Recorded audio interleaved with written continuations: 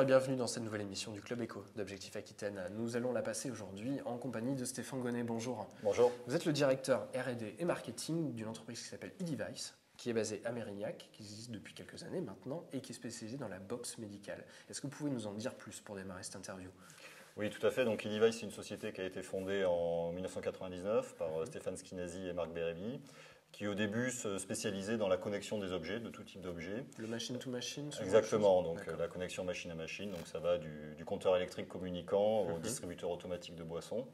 Et petit à petit, au travers, je dirais, de nos différentes expériences commerciales, on s'est rendu compte que le marché qui était vraiment porteur, c'était le marché du suivi de patients à domicile. Et donc pour ce marché en particulier, on est en train de développer une box médicale qui va permettre effectivement plus tard à l'ensemble des patients d'être suivis à domicile sans avoir besoin de se faire hospitaliser pour certaines pathologies. Alors concrètement, pour nous autres béotiens, comment est-ce que ça fonctionne ? Alors c'est très simple, hein, c'est un boîtier qui est installé à domicile, alors soit par l'hôpital ou par des infirmières, et qui va petit à petit prendre différents signes vitaux, comme par exemple la tension artérielle ou l'oxymétrie, en fonction des pathologies. Il va inviter le patient à venir faire ces différentes mesures via une interface graphique, et il va lui demander quelques questions relatives à son état de santé, à son état psychologique. Et toutes ces informations-là vont être stockées puis envoyées directement vers des soignants qui, eux, vont pouvoir les interpréter et ensuite définir l'état de santé du patient et s'il y a besoin de le voir pour une consultation, par exemple. Alors, où en est ce projet de box ? Elle fonctionne ? Vous êtes en train de le peaufiner ?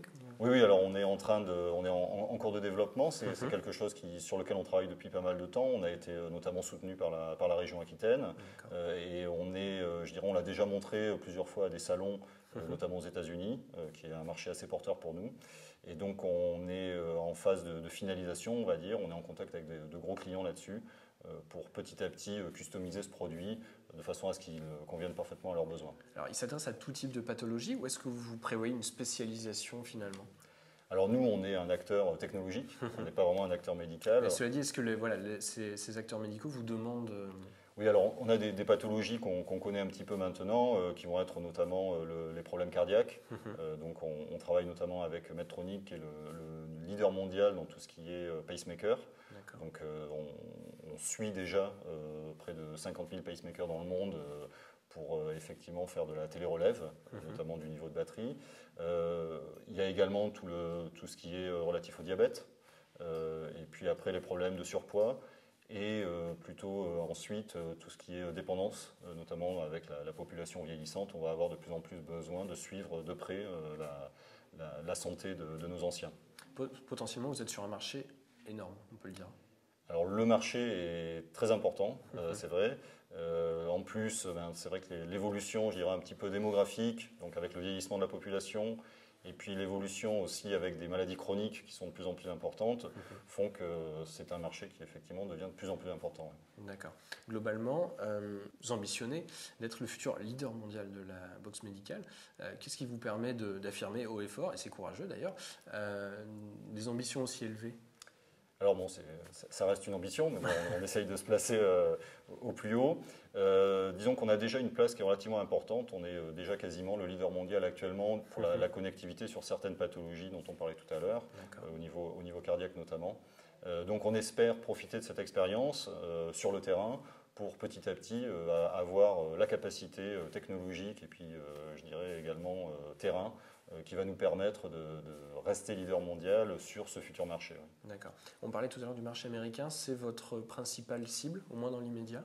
Oui, tout à fait. Alors c'est vrai que pour le moment, nos produits sont principalement vendus à des clients américains, même si après ils sont déployés aux États-Unis, en Europe et dans d'autres pays du monde.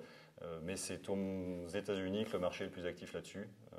Donc on essaye de continuer dans ce sens-là, sachant que là-bas, les politiques de santé sont un petit peu plus dynamiques.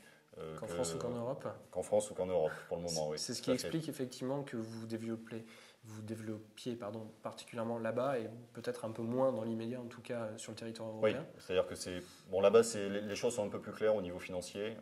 On a des assureurs et puis on a des patients. Et ça se limite à peu près à ça au niveau réglementaire. Bon, en France, c'est beaucoup, ou en Europe d'ailleurs, c'est beaucoup plus compliqué.